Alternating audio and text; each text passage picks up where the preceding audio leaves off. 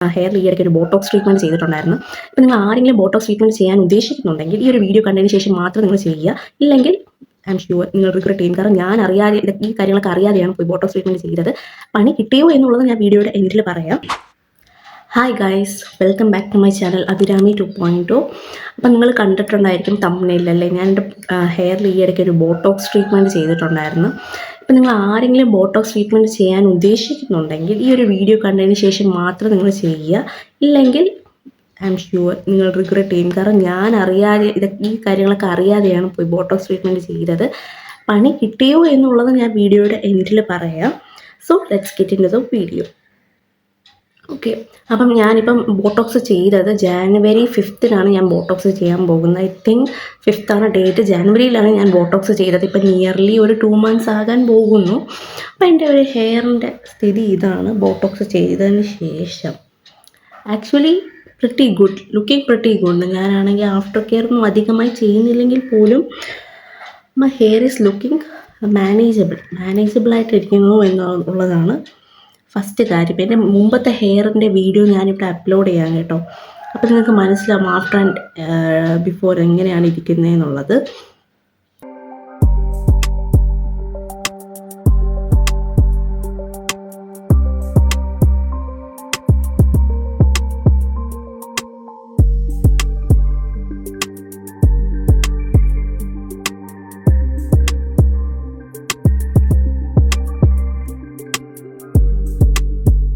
Okay, അപ്പം ഞാൻ first തൊട്ടേ എൻ്റെ ഒരു ജേർണി പറയാം. അപ്പോൾ എൻ്റെ ഹെയർ എന്ന് പറഞ്ഞാൽ ഓൾറെഡി നല്ല സ്ട്രെയിറ്റ് ഹെയർ തന്നെയാണ്. എൻ്റെ ഒരു ആവശ്യം ബോട്ടോക്സ് ചെയ്യാൻ ഞാൻ പോയതിൻ്റെ കാരണം എന്ന് പറഞ്ഞാൽ എൻ്റെ ഹെയർ ഒട്ടും മാനേജബിൾ അല്ലായിരുന്നു, നല്ല ഫ്രിസ്സി ആയിരുന്നു. സോ അതുകൊണ്ടാണ് ഞാൻ ബോട്ടോക്സ് ചെയ്യാൻ പ്ലാൻ ചെയ്തത്. എനിക്ക് സത്യം പറഞ്ഞാൽ മുടി ഇങ്ങനെ നമ്മൾ ഹെയർ സ്റ്റൈലൊക്കെ ചെയ്യുമ്പോഴത്തേക്ക് ഇങ്ങനെ ബ്ലോ ഡ്രൈ ലുക്കിൽ അങ്ങനെ കിടക്കണം, പെർമനൻ്റായിട്ട് കിടക്കണം എന്നായിരുന്നു എൻ്റെ ആഗ്രഹം. അങ്ങനെയാണ് ഞാൻ ബോട്ടോക്സ് ചെയ്യാൻ പോകുന്നത്. ബട്ട് ബ്ലോ ഡ്രൈ ചെയ്യുന്നത് നമ്മുടെ ഹെയറിന് അത്ര നല്ലതല്ല എന്ന് ഞാൻ കേട്ടതുകൊണ്ടാണ് ഞാൻ ബോട്ടോക്സിലോട്ട് പോയത്. അപ്പോൾ അവിടുത്തെ ഹെയർ സ്റ്റൈലിസ്റ്റിനടുത്ത് ഞാൻ പോയി ചോദിച്ചപ്പോഴത്തേക്ക് അവർ പറഞ്ഞത് ഈ ഹെയറിൽ അത്ര വോളിയമൊന്നും ഇല്ല. സോ നമുക്ക് ബ്ലോ ഡ്രൈ ചെയ്യുന്നതിനേക്കാളും ബോട്ടോക്സ് ചെയ്യുന്നതായിരിക്കും കുറച്ചുകൂടെ നല്ലത്. അത് കുറച്ച് നാച്ചുറലി കിടക്കുകയും ചെയ്യും. എനിക്കിങ്ങനെ പക്ക സ്ട്രെയിറ്റ് ആയിട്ട് കിടക്കുന്ന മുടി ഇഷ്ടമല്ല. അതുകൊണ്ട് ഞാൻ ബ്ലോ ഡ്രൈ തന്നെ ചൂസ് ചെയ്തു. അങ്ങനെയാണ് ഞാൻ ബ്ലോ ഡ്രൈ ചെയ്യാൻ പോകുന്നത്. എനിക്കെൻ്റെ ഹെയറിൽ എപ്പോഴും ഹീറ്റിംഗ് ടൂൾസ് യൂസ് ചെയ്യാൻ ആഗ്രഹമില്ലായിരുന്നു. ഹെയർ നല്ല ഡാമേജ് ആവുന്നുണ്ടായിരുന്നു ഫ്രിസ്സി ആയിട്ട്. അതുകൊണ്ടാണ് ഞാൻ ഒരു ട്രീറ്റ്മെൻറ്റ് ചെയ്യാമെന്ന് പ്ലാൻ ചെയ്തത്. അങ്ങനെ ഫൈനലി ഞാൻ ബോട്ടോക്സ് ചെയ്യാൻ പ്ലാൻ ചെയ്തു. അവിടെ ഞാൻ ചൂസ് ചെയ്ത ഒരു പാർലറിൽ നല്ല ഓഫേഴ്സ് ഉണ്ടായിരുന്നു. അങ്ങനെ ഒരു 4200 റേറ്റിലാണ് ഞാൻ ഈ ഒരു ബോട്ടോക്സ് ചെയ്തത്. പിന്നെ എനിക്ക് ഫസ്റ്റ് പറയാനുള്ളൊരു ഫസ്റ്റ് ഞാൻ ടിപ്സ് പറയാം കേട്ടോ. ബോട്ടോക്സ് ചെയ്യുന്നതിൻ്റെ ഒരു ടിപ്സ് പറയാം. അതിന് ശേഷം ഞാൻ എൻ്റെ എക്സ്പീരിയൻസും എൻ്റെ ആ ഒരു സ്റ്റോറിയും ഞാൻ പറയാം. ഫസ്റ്റ് നമ്മൾ ബോട്ടോക്സ് ചെയ്യുന്നതിന് മുമ്പ് ഫസ്റ്റ് നിങ്ങൾ ചെയ്യേണ്ട ഒരു കാര്യം എന്ന് പറയുന്നത് നല്ല ഒരു ഹെയർ സലൂൺ നിങ്ങൾ ചൂസ് ചെയ്യുക. ലോക്കലായിട്ടുള്ള ബ്യൂട്ടി പാർലറിൽ ആശ്രയിക്കാതിരിക്കുക. നമ്മുടെ ഹെയറാണ്, നമ്മൾ കൊണ്ടുപോയി വെറുതെ പൈസ കൊടുത്ത് തുലയ്ക്കരുത്. അവർ 2000 രൂപയ്ക്ക് ചെയ്യാമെന്ന് പറയും, 1500 രൂപയ്ക്ക് ചെയ്യാമെന്ന് പറയും. അതൊന്നും നിങ്ങൾ വിശ്വസിക്കരുത്. ഇതിൻ്റെ ക്രീമിന് തന്നെ ഒരു നല്ല വിലയുണ്ട്, ഈ ഒരു ഹെയർ ബോട്ടോക്സ് ക്രീം എന്ന് പറയുന്നത്. അപ്പോൾ ഒരിക്കലും ഒരാൾ ഒരു 1000 റുപ്പീസിനോ 2000 റുപ്പീസിനോ ഈ ഒരു ട്രീറ്റ്മെൻറ്റ് ചെയ്ത് തരത്തില്ല. അത് ഫസ്റ്റ് നിങ്ങൾ മൈൻഡിൽ വെക്കുക. അപ്പം ആദ്യമേ ഹെയർ ബോട്ടോക്സ് 2000 രൂപയ്ക്ക് ചെയ്യുന്നു എന്നും പറഞ്ഞ് നിങ്ങൾ ഓടിച്ചെന്ന് അവിടെ പോയി ചെയ്യരുത്. നിങ്ങളുടെ ഹെയറിൽ നല്ല ഒരു ട്രീറ്റ്മെൻറ്റിന് ഏകദേശം ഒരു 5000 to 6000 റേറ്റ് ആകും. ഓക്കെ, എൻ്റെ ഒരു എക്സ്പീരിയൻസിൽ. പിന്നെ അവിടെ ഇപ്പം ഞാൻ പോയെടുത്ത് അവർക്ക് ഓഫർ ഉള്ളതുകൊണ്ടാണ് ഞാൻ 4200 ചെയ്തത്. ആക്ച്വലി അവരുടെ ഒറിജിനൽ റേറ്റ് എന്ന് പറഞ്ഞാൽ നിയർലി 6000 ആണ് അവരുടെ ഒറിജിനൽ റേറ്റ് വരുന്നത്. സോ ഫസ്റ്റ് ടിപ്പ് എന്ന് പറയുന്നത് നിങ്ങൾ നല്ലൊരു ഹെയർ സലൂൺ ചൂസ് ചെയ്യുക എന്നുള്ളതാണ്. നിങ്ങളുടെ ഏരിയ എവിടെയാണോ അവിടുത്തെ ബെസ്റ്റ് ഹെയർ സലൂൺ തന്നെ നിങ്ങൾ ചൂസ് ചെയ്യുക. അവർ മുമ്പ് ചെയ്തിട്ടുള്ള വീഡിയോസ് ഉണ്ടായിരിക്കുമല്ലോ അവരുടെ ഇൻസ്റ്റാഗ്രാമിലോ യൂട്യൂബിലോ, അത് നിങ്ങൾ ചെക്ക് ചെയ്യുക. അവരുടെ റിവ്യൂസ് എന്താണ് എന്നൊക്കെ ചെക്ക് ചെയ്തതിന് ശേഷം മാത്രമേ നിങ്ങൾ ആ ഒരു സലൂൺ ചൂസ് ചെയ്യാൻ പാടുള്ളൂ. ഓക്കെ, നെക്സ്റ്റ് സെക്കൻഡ് ടിപ്പ് എന്ന് പറയുന്നത് നിങ്ങളുടെ ഹെയർ എന്താണ് നിങ്ങളുടെ ആവശ്യം എന്നുള്ളത് ക്ലിയർലി അവരുടെ അടുത്ത് പറയാം. നിങ്ങൾ മടി പിടിച്ച് ഇങ്ങനെ ഒരു ഇൻട്രോവേർട്ടായിട്ട് നിൽക്കാൻ പാടില്ല. എന്താണ് നിങ്ങളുടെ ആവശ്യം, നിങ്ങളുടെ ഹെയർ എങ്ങനെ കിടക്കണം, എങ്ങനെ ഇരിക്കണം, നിങ്ങൾ ഫുൾ പക്ക സ്ട്രെയിറ്റ് വേണോ അല്ലെങ്കിൽ കേർലി ആയിട്ട് വേണോ, എൻഡിൽ എല്ലാം നിങ്ങൾ ഓപ്പണായിട്ട് പറയുക. കാരണം ചെയ്ത് കഴിഞ്ഞതിന് ശേഷം പിന്നെ റിഗ്രറ്റ് ചെയ്ത് അവരോട് ഇങ്ങനെ അല്ലായിരുന്നു ഞാൻ ഉദ്ദേശിച്ചത് എന്ന് പറഞ്ഞിട്ട് കാര്യമില്ല. സോ ഓപ്പണായിട്ട് നിങ്ങൾ പറയുക, എനിക്ക് ഇങ്ങനത്തെ സംഭവമാണ് വേണ്ടത്, എന്താണ് എനിക്ക് നല്ല സ്ട്രെയിറ്റ് ആയിട്ട് ഫുൾ സ്ട്രെയിറ്റ് ആയിട്ട് കിടക്കണം. അല്ലെങ്കിൽ എനിക്ക് എൻഡ് കുറച്ച് നാച്ചുറലായിട്ട് കിടന്നിട്ട് ഫ്രണ്ട് മാത്രം സ്ട്രെയിറ്റ് ആയിട്ട് കിടന്നാൽ മതി എന്ന് നിങ്ങൾ ഓപ്പൺ അപ്പായിട്ട് പറഞ്ഞാൽ മാത്രമേ അവരത് കണക്കിന് ചെയ്യത്തുള്ളൂ. അല്ലാതെ നിങ്ങൾ എല്ലാം ചെയ്ത് കഴിഞ്ഞ ശേഷം റിസൾട്ട് കണ്ടിട്ട് ഞെട്ടിയിട്ട് അയ്യോ എനിക്കിത് ചേരുന്നില്ല എന്ന് നിങ്ങൾ പറഞ്ഞിട്ട് കാര്യമില്ല. സോ അത് മൈൻഡിൽ വെച്ചേക്കാൻ നിങ്ങൾ ഓപ്പൺ അപ്പായിട്ട് നിങ്ങളുടെ ആവശ്യങ്ങൾ നിങ്ങൾ ട്രീറ്റ്മെൻറ്റ് ചെയ്യുന്നതിന് മുമ്പ് തന്നെ അവരോട് പറയുക. ഓക്കെ. ദെൻ തേർഡ് ടിപ്പ് എന്ന് പറയുന്നത് എപ്പോഴും നമ്മളൊരു ട്രീറ്റ്മെൻറ്റ് ചെയ്യുന്നതിന് മുമ്പായി അതിനെക്കുറിച്ച് കുറച്ച് റിസർച്ച് ചെയ്തിട്ട് വേണം പോകാനായിട്ട്. ഐ മീൻ റിസർച്ച് എന്ന് പറയുമ്പോഴത്തേക്കും ഇതിൻ്റെ ആഫ്റ്റർ കെയർ പ്രോഡക്ട്സ് എന്തൊക്കെയായിരിക്കും, അതിൻ്റെ വില, അതായത് അതാണ് ഫസ്റ്റ് തിങ്. ഓക്കെ, അതിൻ്റെ പ്രൈസ് കേട്ട് നിങ്ങൾ ചെയ്തതിന് ശേഷം ഞെട്ടുന്നതിനേക്കാളും നല്ലത്, ഐ മീൻ ഞാൻ ഉദ്ദേശിച്ചത് നിങ്ങൾ ചെയ്ത് കഴിഞ്ഞ് ആഫ്റ്റർ കെയറിന് തുടങ്ങാൻ സമയമാകുമ്പം ഈ സാധനങ്ങളൊക്കെ വാങ്ങുമ്പോൾ ആ പ്രൈസ് കേട്ട് ഞെട്ടുന്നതിനേക്കാളും ഇത് ചെയ്യുന്നതിന് മുമ്പേ ഇത്രയൊക്കെ ആവും, പ്രൈസ് ഇത്രയൊക്കെ ആവും ഈ പ്രോഡക്റ്റ്സ് എന്ന് അറിഞ്ഞിട്ട് പോയി ചെയ്യുന്നതായിരിക്കും നല്ലത്. നിങ്ങളുടെ കുറച്ച് പൈസ നിങ്ങൾ സേവ് ചെയ്ത് വെച്ചിട്ട് വേണം നിങ്ങൾ ഈ ഒരു ട്രീറ്റ്മെൻറ്റ് ചെയ്യാൻ പോകാൻ. കാരണം ഇതിൻ്റെ ഷാമ്പുവും ആഫ്റ്റർ കെയറും കണ്ടീഷണറിനൊക്കെ നല്ല വിലയാവും കേട്ടോ. സോ അത് മനസ്സിൽ വെച്ചിട്ട് വേണം നിങ്ങളിത് ചെയ്യാൻ പോകാൻ. പിന്നെ ഇതൊക്കെ ചെയ്ത് കഴിഞ്ഞിട്ട് ആഫ്റ്റർ കെയർ ചെയ്യാൻ പൈസ ഇല്ല, അതുകൊണ്ട് ഞാൻ ചെയ്യുന്നില്ല എന്ന് പറഞ്ഞിരിക്കുകയാണെങ്കിൽ മൊത്തത്തിൽ നിങ്ങളുടെ ഹെയർ അങ്ങ് ഡാമേജ് ആവും പോകും, അത് ഉറപ്പാണ്. നെക്സ്റ്റ് ടിപ്പ്, നമ്മുടെ ഫോർത്ത് ടിപ്പ് എന്ന് പറയുന്നത് വേറൊന്നുമല്ല, അത് ആഫ്റ്റർ കെയർ എന്ന് ചോദിക്കുമ്പോഴേ ഭയങ്കര ഞെട്ടലാണ് ആൾക്കാർക്ക്. പിന്നെ ഭയങ്കര സംഭവമായിരിക്കും, അത് ചെയ്യണം ഇത് ചെയ്യണം, അങ്ങനെയൊന്നുമില്ല. ഇപ്പം ബോട്ടോക്സിൻ്റെ കാര്യമാണ് ഞാൻ പറയുന്നത്. ഞാൻ ചെയ്തിട്ടുള്ള എൻ്റെ എക്സ്പീരിയൻസ് വെച്ചാണ് ഞാൻ പറയുന്നത്. അവരൊരു കണ്ടീഷണർ ആൻഡ് ഷാമ്പു നിങ്ങൾക്ക് റെക്കമെൻഡ് ചെയ്യും. ചിലർക്ക് കണ്ടീഷണർ ആൻഡ് ഷാമ്പു ആയിരിക്കും, ചിലർക്ക് മാസ്ക് ആൻഡ് ഷാമ്പു ആയിരിക്കും. ആ ഒരു സാധനം തന്നെ നിങ്ങൾ വാങ്ങാൻ മാക്സിമം നോക്കുക. അത് വാങ്ങാൻ നിങ്ങൾക്ക് ഇൻവെസ്റ്റ് ചെയ്യാൻ ഒട്ടും പൈസ ഇല്ലെങ്കിൽ അതിനേക്കാളും കുറച്ചെങ്കിലും പ്രൈസ് കുറവുള്ള എന്നാൽ അതേ ക്വാളിറ്റിയുള്ള സാധനം വാങ്ങാൻ നോക്കുക. മെയിൻലി അവർ റെക്കമെൻഡ് ചെയ്യുന്നത് paraben free and sulphate free, അങ്ങനെ സിലിക്കോൺ ഫ്രീ, അങ്ങനെ കുറേ ഐറ്റംസ് ഉണ്ടല്ലോ, അങ്ങനത്തെ സാധനങ്ങളാണ് അവർ റെക്കമെൻഡ് ചെയ്യുന്നത്. മെയിൻലി സൾഫേറ്റ് ഫ്രീ ആയിട്ടുള്ള സാധനം തന്നെയാണ് നിങ്ങൾ നിങ്ങളുടെ മുടിക്ക് ആഫ്റ്റർ ട്രീറ്റ്മെൻറ്റ് യൂസ് ചെയ്യുന്നത് എന്ന് ഉറപ്പ് വരുത്തുക.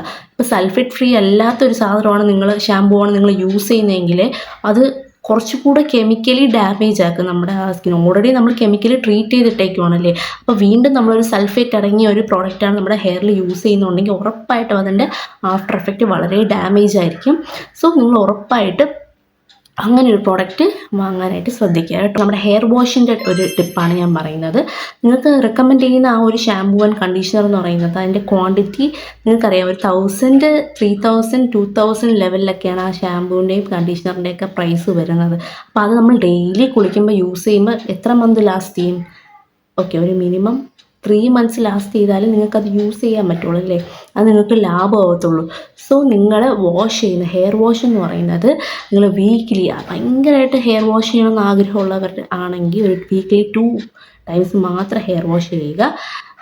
നിങ്ങൾ എത്രത്തോളം ഹെയർ വാഷ് ചെയ്യുന്നോ അത്രത്തോളം ഹെയർ വാഷ് ചെയ്യുന്നതെന്ന് വെച്ചാൽ ഇപ്പോൾ നമ്മൾ വാഷ് ചെയ്തുകൊണ്ടിരിക്കുന്നതോളം അതിൻ്റെ എഫക്റ്റ് കുറഞ്ഞുകൊണ്ടിരിക്കുകയാണ് ചെയ്യുന്നത്. സോ അവർ റെക്കമെൻഡ് ചെയ്യുന്നത് ഒരു നിയർലി 6 to 7 months ഇത് ലാസ്റ്റ് ചെയ്യും. Depends upon their hair wash frequency, അതായത് എത്രമാത്രം നിങ്ങൾ ഹെയർ വാഷ് ചെയ്യുന്നു അതനുസരിച്ചിരിക്കും നിങ്ങൾ ഹെയറിൽ ആ ഒരു ഹെയർ ബോട്ടോക്സിൻ്റെ എഫക്റ്റ് ലാസ്റ്റ് ചെയ്യുന്നത്. മനസ്സിലായെന്ന് വിചാരിക്കുന്നു. ഇപ്പം നിങ്ങൾ വീക്കിലി ഒരു 5 times ഒക്കെ തല കുളിച്ചുകൊണ്ടിരിക്കുകയാണെങ്കിൽ പെട്ടെന്ന് തന്നെ നിങ്ങളുടെ എഫക്റ്റ് അതൊന്ന് പോകും കേട്ടോ. പക്ഷേ നിങ്ങൾ വീക്കിലി ഒരു 2 times ഒക്കെയാണ് വാഷ് ചെയ്യുന്നതെങ്കിൽ നിങ്ങൾ കുറച്ചുകൂടെ 6 months ഒക്കെ ഈ ഒരു ബോട്ടോക്സിൻ്റെ എഫക്റ്റ് ലാസ്റ്റ് ചെയ്യും. ഓക്കെ, നെക്സ്റ്റ് എന്ന് പറയുന്നത് നിങ്ങൾ ഹെയർ വാഷ് ചെയ്യുമ്പോൾ ഇപ്പം നിങ്ങൾ 2 times വാഷ് ചെയ്യില്ലേ, വീക്കിലി ഒരു പ്രാവശ്യം മാത്രം അവർ പറയുന്ന ആ ഷാമ്പൂ ആൻഡ് കണ്ടീഷണർ യൂസ് ചെയ്ത് വാഷ് ചെയ്താൽ മതി. ഓക്കെ, നിങ്ങൾ എപ്പോഴൊക്കെ കുളിക്കുകയോ അപ്പോഴൊക്കെ ആ ഹെയർ ഷാമ്പൂ കണ്ടീഷണർ യൂസ് ചെയ്യണമെന്ന് നിർബന്ധമില്ല. നിങ്ങൾ വീക്കിലി വൺസ് ഇത് നല്ല ഹൈഡ്രേറ്റിംഗ് ആയിട്ട് നിങ്ങൾ വീക്കിലി വൺസ് ഈ ഒരു ഷാമ്പു യൂസ് ചെയ്ത് അവർ പറയുന്ന ഷാമ്പു ഒരു 5 minutes നല്ലോണം മസാജ് ചെയ്ത് വാഷ് ഓഫ് ചെയ്യുക. അത് കഴിഞ്ഞ് നമ്മളത് ഡ്രൈ മീൻസ് കുറച്ചൊന്ന് ഡ്രൈ ആക്കുമല്ലോ, അത് കഴിഞ്ഞ ശേഷം ആ മാസ്ക് അപ്ലൈ ചെയ്ത് അതൊരു 10 to 20 minutes എങ്കിലും വെക്കുക. അപ്പോൾ നമ്മുടെ ഹെയർ ഒന്ന് നല്ല സലൂൺ ഫിനിഷ് ആയിട്ട് നമുക്ക് കിട്ടും. ഓക്കെ, അല്ലാതെ നിങ്ങൾ കുളിക്കുമ്പോഴൊക്കെ ഇതെടുത്ത് യൂസ് ചെയ്ത് കുളിക്കുവാണെങ്കിൽ പെട്ടെന്ന് പ്രോഡക്റ്റും തീരും, നമ്മുടെ ഹെയറിലുള്ള ആ ഒരു ഷൈനിങ്ങും ആ കോട്ടിങ്ങൊക്കെ പെട്ടെന്ന് പോകും. സോ നിങ്ങൾ വിചാരിക്കുമോ എപ്പോഴും നമ്മൾ ഈ ഒരു പ്രോഡക്റ്റ് യൂസ് ചെയ്യുമ്പോൾ കുറച്ചുകൂടെ ഭംഗിയായിട്ട് കിടക്കുമല്ലോ, അങ്ങനെ വിചാരിച്ചല്ല അത് യൂസ് ചെയ്യേണ്ടത്. പ്രോഡക്റ്റ് എന്ന് പറയുന്നത് വീക്കിലി വൺസ് യൂസ് ചെയ്താൽ മതി, ബാക്കി നിങ്ങൾ നോർമൽ ഹെയർ വാഷ് ചെയ്താൽ മതി. ഓക്കെ, നെക്സ്റ്റ് എന്ന് പറയുന്നത് നമ്മുടെ ഹെയർ സിറം നിങ്ങൾക്ക് ഏതെങ്കിലും ഇപ്പോൾ നിങ്ങൾ ഹെയർ സ്റ്റൈലിംഗ് ചെയ്യുന്ന ആൾക്കാരാണെങ്കിൽ നിങ്ങൾ ഒരുപാട് ഹെയർ സ്റ്റൈൽ ചെയ്യാൻ പാടില്ല. അത് ഒരു മെയിൻ കാരണമാണ് കേട്ടോ. നിങ്ങൾ എന്തിനാണ് ഇത് ബോട്ടോക്സ് ചെയ്തത്? എപ്പോഴും ഹെയർ ഹീറ്റിംഗ് ടൂൾ യൂസ് ചെയ്യാതെ ഹെയർ സ്റ്റൈലിംഗ് ചെയ്യാതിരിക്കാൻ വേണ്ടിയാണ് ഈ പെർമനൻറ്റ് ബോട്ടോക്സ് ഒക്കെ ചെയ്യുന്നത്. പെർമനൻറ്റ് മീൻസ് ഒരു 7 to 8 months നിങ്ങൾ ചെയ്യുന്നത്. അതിൻ്റെ ഇടയ്ക്ക് നിങ്ങൾ ബോട്ടോക്സും ചെയ്തു, നിങ്ങൾ വീണ്ടും നിങ്ങൾ എന്താണ് ഹെയർ സ്ട്രൈറ്റൻ ചെയ്യുവാണെങ്കിൽ അത് ഭയങ്കര ഡാമേജ് ആണ് കേട്ടോ. ഫ്രീക്വൻ്റ്ലി നിങ്ങൾ ഒരിക്കലും ഈ ഒരു ബോട്ടോക്സ് ചെയ്തതിന് ശേഷം ഹെയർ സ്ട്രൈറ്റനിങ് ടൂൾസോ ഒന്നും യൂസ് ചെയ്യാൻ പാടില്ല. എന്തെങ്കിലും ഒരു ഒക്കേഷണലി ഒരു ഫംഗ്ഷൻ വരുവാണെങ്കിൽ യൂസ് ചെയ്തു, ഓക്കെ. അതിന് യൂസ് ചെയ്യുന്നതിന് മുമ്പ് ഹീറ്റ് പ്രൊട്ടക്ഷൻ സ്പ്രേ യൂസ് ചെയ്തതിന് ശേഷം നിങ്ങൾ യൂസ് ചെയ്തോളൂ. പക്ഷെ ഒരിക്കലും എപ്പോഴും എല്ലാ ദിവസവും ഈ ഒരു ബോട്ടോക്സ് ചെയ്തതിന് ശേഷം ഇങ്ങനത്തെ ഹെയർ സ്ട്രൈറ്റനിങ് ടൂൾസ് നിങ്ങൾ യൂസ് ചെയ്യാതിരിക്കുക, ഓക്കെ. അത് കുറച്ചും കൂടെ ഡാമേജ് ഉണ്ടാക്കും. എല്ലാവർക്കും ഉള്ള ഒരു വിഷമം എന്താണ്, ഞാൻ ട്രീറ്റ്മെൻറ്റ് ചെയ്തു, എനിക്ക് ഹെയർ ഫോൾ ഉണ്ടായി, ഡാൻഡ്രഫ് ഉണ്ടായി. ഇത് എന്തുകൊണ്ടാണ് ഇങ്ങനെ ഹെയർ ഫോളും ഡാൻഡ്രഫും ഉണ്ടാകുന്നത്? ഇതൊരു എന്താണ്, ഇങ്ങനെ ചെയ്താൽ ഉറപ്പായി ഹെയർ ഫോൾ ഉണ്ടാകും, അങ്ങനെയല്ല സംഭവം എന്ന് പറയുന്നത്. എല്ലാവരുടെയും മനസ്സിലിതാണ് ഒരു നമ്മൾ ബ്ലോ ഡ്രൈ അല്ലെങ്കിൽ എന്തെങ്കിലും ഒരു permanent hair treatment, smoothening, Botox ചെയ്താൽ ഉറപ്പായും ഹെയർ ഫോൾ ഉണ്ടാകും.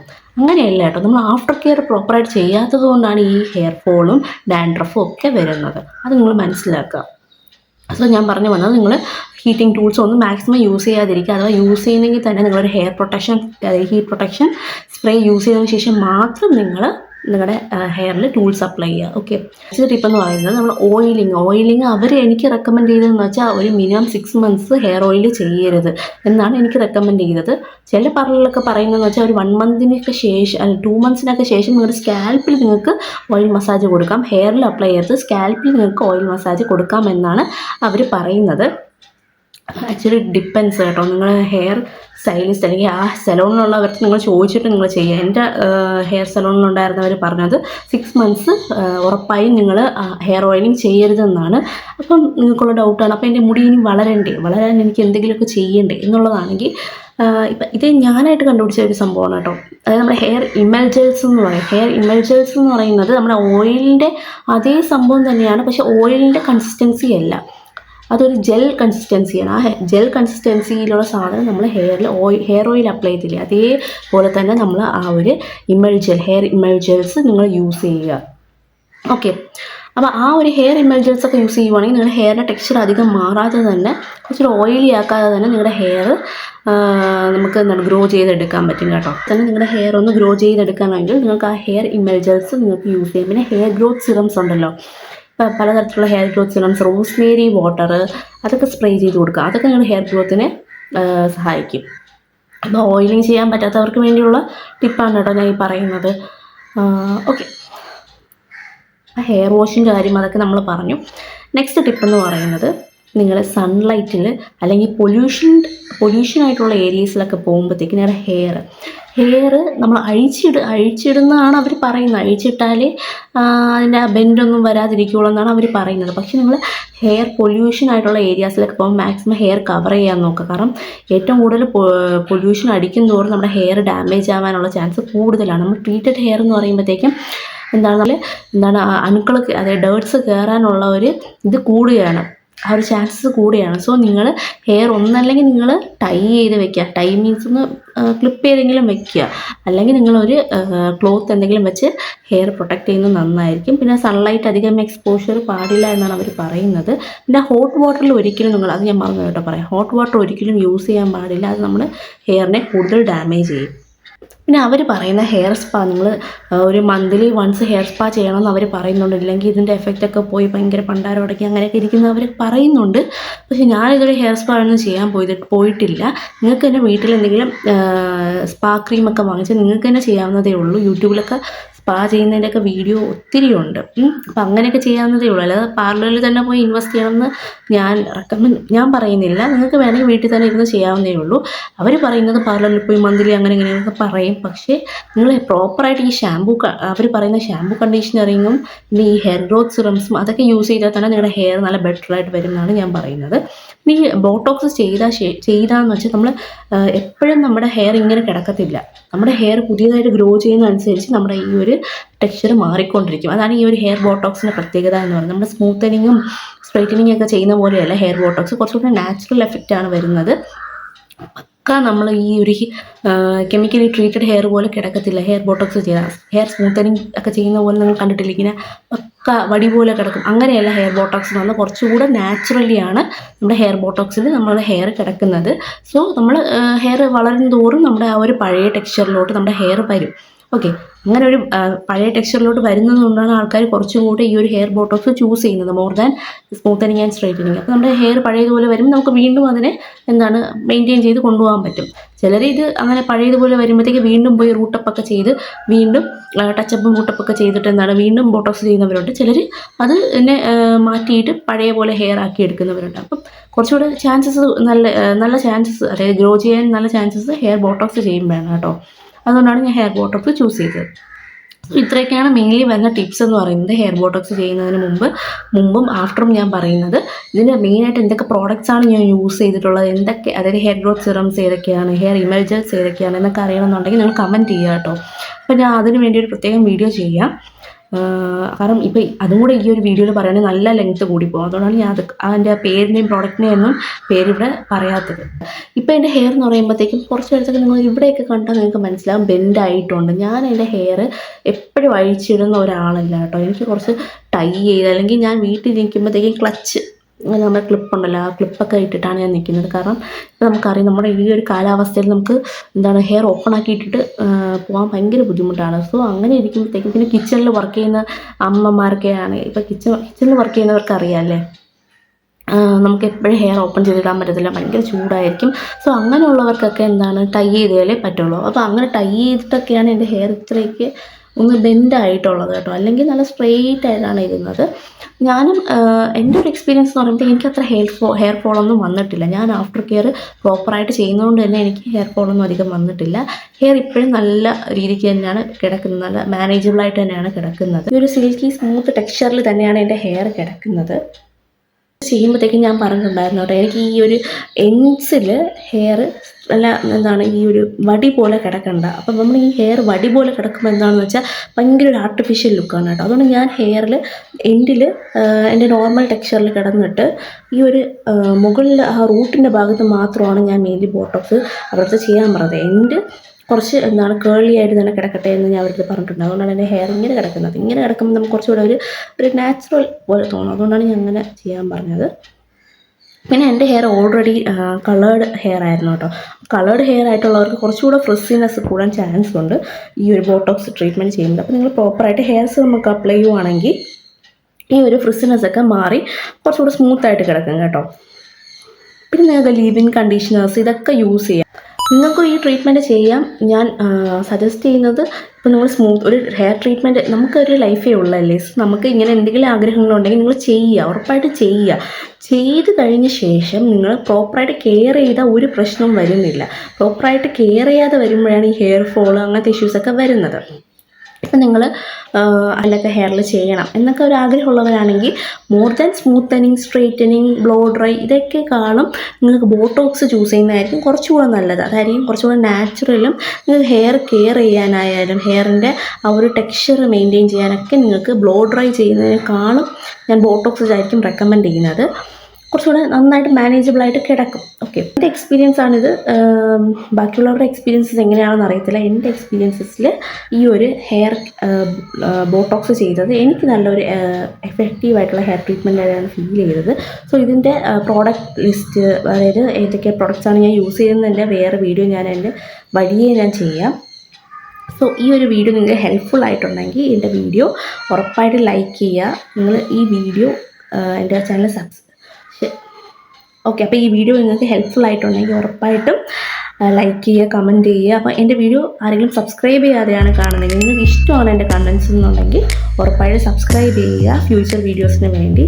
So by.